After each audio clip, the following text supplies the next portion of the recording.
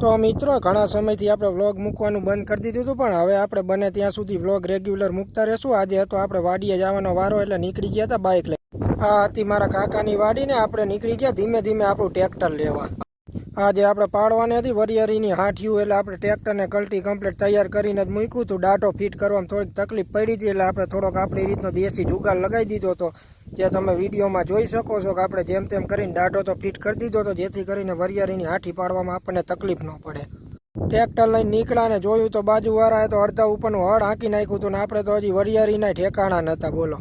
અને પછી આપણે ધીમે ધીમે ટ્રેક્ટર ચાલુ કરી દીધું વરિયાળીની હાંઠીઓ પાડવામાં, કેમ કે બપોર પછી આવવાનું હતું હલર, એટલે એની રાહ તો જોવી પડે ને, આપણે બધું કમ્પ્લીટ કરીને રાખવું પડે ભાઈ. વરિયાળીની હાંઠીઓ પાડીને આવી ગયા હતા આપણે પોરો ખાવા માટે. આ રહ્યું આપણું ટ્રેક્ટરનું ખાવાનું, ને આ રહ્યું એ આપણું ટિફિન. આપણે ખાઈ પીને શાંતિથી બેઠા હતા. ટ્રેક્ટરને પોરો ખાવા મૂકી દીધું. આ આપણું બાઇક રહ્યું અને લારો ઊભા પગે જ રાખ્યું હતું, જેથી કરીને હલર આવે તો વાંધો ન આવે.